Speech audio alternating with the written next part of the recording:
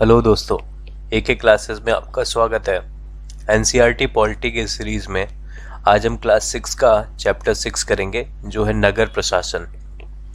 ठीक है, इस सीरीज में हम एनसीईआरटी को इस तरह से पढ़ रहे हैं कि हमें नोट्स ना बनाने पड़े और इन्हीं वीडियो से हमारा रिवीजन भी हो सके। यदि आपने लास्ट लेक्चर नहीं देखा है तो लिंक डिस्क्रिप्शन में है, उसे अवश्य देख लें। यदि आप चैनल पर नए हैं तो इसे सब्सक्राइब करें और नोटिफिकेशन बेल को प्रेस करें ताकि मेरे अपलोड्स आपको तुरंत प्राप्त हो सके। आइए स्टार्ट करते हैं चैप्टर नंबर 6, नगर प्रशासन, सिटी एडमिनिस्ट्रेशन। ठीक है, तो लास्ट क्लास में जैसे हमने गांव के प्रशासन के बारे में समझा कि गांव का कैसे एडमिनिस्ट्रेशन, गांव का प्रशासन चलता है, उसी तरह हम लोग नगर प्रशासन के बारे में समझेंगे। तो गांव की तुलना में नगर बहुत ज़्यादा बड़ा और अधिक फैला हुआ होता है। ठीक है, वहाँ पे बिजली, पानी की फैसिलिटीज़, हॉस्पिटल्स, सड़क और बहुत सारे वाहन, यातायात की बहुत सारी सुविधाएं होती हैं। तो इन सब चीज़ों को मैनेज करने के लिए नगर प्रशासन होता है। ठीक है, अब यहाँ पे एक स्टोरी है, स्टोरी के माध्यम से ये उनकी नगर प्रशासन की ड्यूटीज़ को समझाने की कोशिश की गई है। तो इसमें क्या होता है कि कुछ बच्चे जो हैं वो खेल रहे होते हैं और उनके क्रिकेट की जो बॉल है उससे गली की एक ट्यूबलाइट टूट जाती है। तो जब ट्यूबलाइट टूट जाती है तो उनको ये तो पता था कि अगर पड़ोस में किसी की खिड़की टूट जाएगी तो उसको पैसे हमें अपने जेब से काट के देने पड़ेंगे, लेकिन अगर गली की ट्यूबलाइट टूट गई तो उसमें तो किसी की पर्सनल तो है नहीं, तो उसके लिए हमें किसी के पैसे देने हैं ताकि वो रिपेयर हो सके।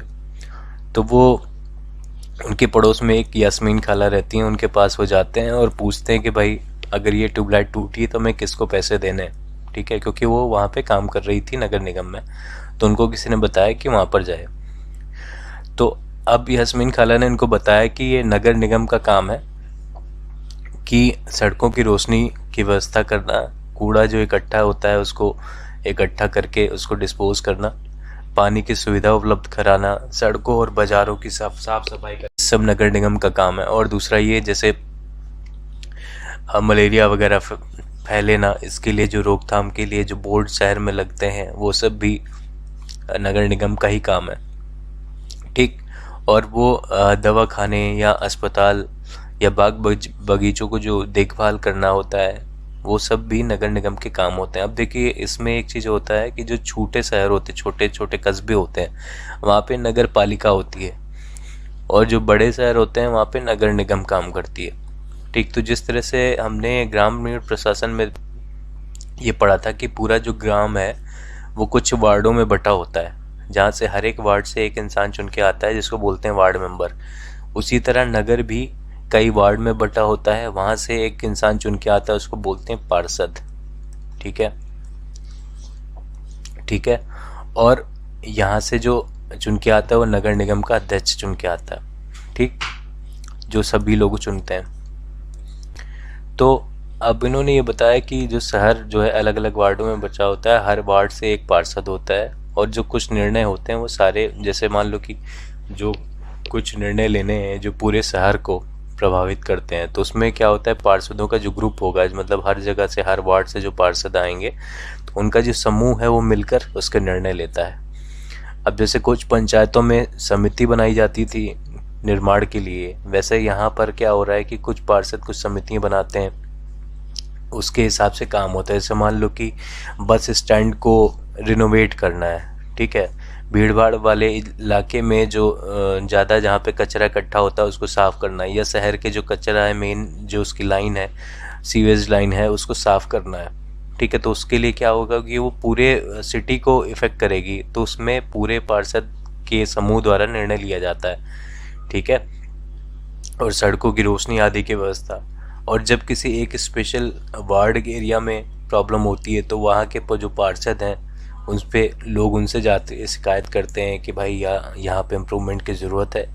जैसे कि मान लो कि बिजली के तार कहीं लटक रहे हैं किसी वार्ड में, तो लोग वहाँ पे स्थानीय जो पार्षद होंगे उनसे जाके संपर्क करेंगे, तो वो बिजली विभाग के अधिकारियों से बात करके उसको रिपेयर कराएंगे।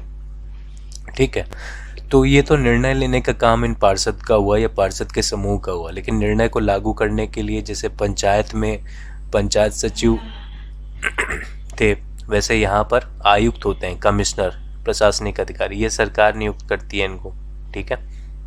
तो ये निर्णय जो है इनके द्वारा लिए जाते हैं।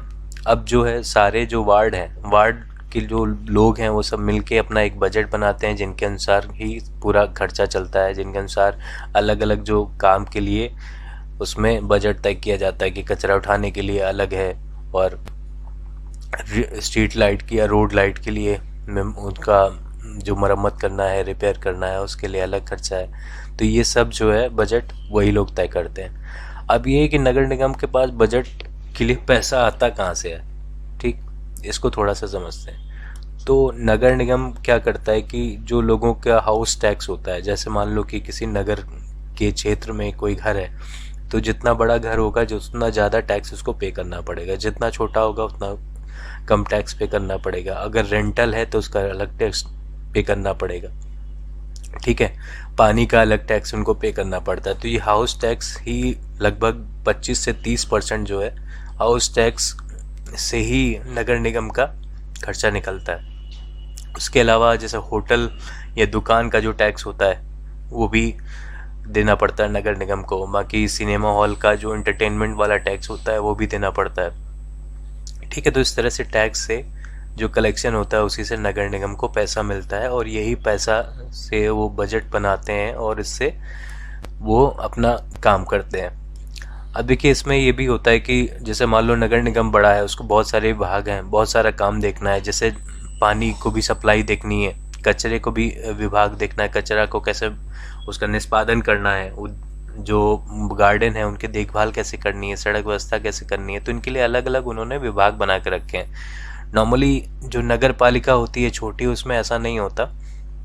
ये नगर निगम में ऐसा होता है कि अलग अलग विभाग बना के रखे जाते हैं, क्योंकि उसमें बड़ा क्षेत्र होता है। तो जैसे जल विभाग है, कचरा जमा करने के लिए विभाग है, उद्योगों उद्यानों को देखभाल के लिए विभाग है, सड़क व्यवस्था के लिए विभाग है। इस तरह से विभाग बनाए जाते हैं, ठीक है, जहाँ से अलग अलग विभाग का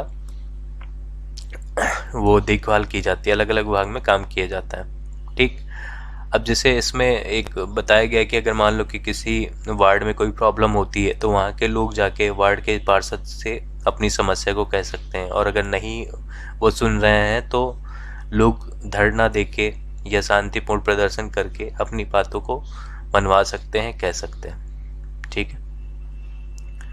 और अभी इसमें एक चीज़ और उन्होंने बताई कि हाल ही में जो इम्प्रूवमेंट जो चीज़ें हो रही हैं, नई नई जो चीज़ें बदल रही हैं नगर निगम में, क्या हो रहा है कि कचरा उठाने के लिए और उनको ठिकाने लगाने के लिए प्राइवेट में ठेकेदार लिए जा रहे हैं, जिसको बोल रहे हैं कि प्राइवेटाइजेशन कर रहे हैं, ठीक है। तो उससे क्या हो रहा है कि जो निजी ठेकेदार हैं वो जिन मजदूरों को कचरा उठाने के लिए रख रहे हैं उनको पैसा कम देते हैं। दूसरा, उनकी जो रोजगार है वो भी अस्थायी है, कब हटा देंगे उनको कुछ पता नहीं है, ठीक।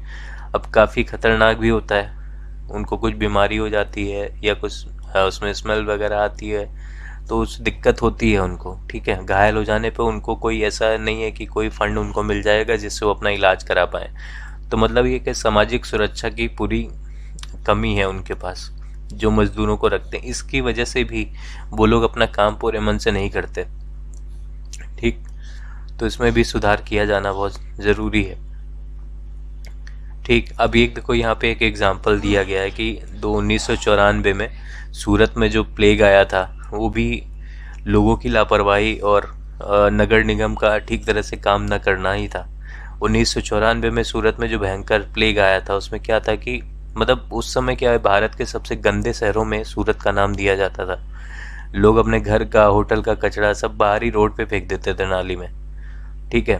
तो जब वहाँ पे प्लेग फैला तो वहाँ पे 3 लाख से अधिक लोग वहाँ पे मारे गए, ठीक। बहुत सारे लोग को वहाँ से जगह छोड़ के दूसरी जगह में जाना पड़ा। तो इसकी वजह से क्या होगा कि अब ये मतलब अनिवार्य हो गया कि वहाँ के लोगों को, वहाँ के नगर निगम को ये काम करना ही है ठीक से। उसके बाद से आज अगर देखें तो इंदौर नंबर 1 पोजीशन में आता है इंडिया का सबसे क्लीनेस्ट सिटी, और सेकंड नंबर पे स्थान है सूरत का, ठीक। तो एक जो उन्होंने गलती की थी उससे सबक लेते हुए आज उन्होंने काफ़ी अपने आप को इम्प्रूव किया है। तो इससे हमें भी सबक लेना चाहिए और हमें अपने नगर निगम को या अपने क्षेत्र को क्लीन रखने में सहयोग करना चाहिए। ठीक है, तो इस तरह से ये चैप्टर समाप्त होता है। अगर आपको ये वीडियो पसंद आया है तो प्लीज़ लाइक, शेयर और सब्सक्राइब करें। धन्यवाद।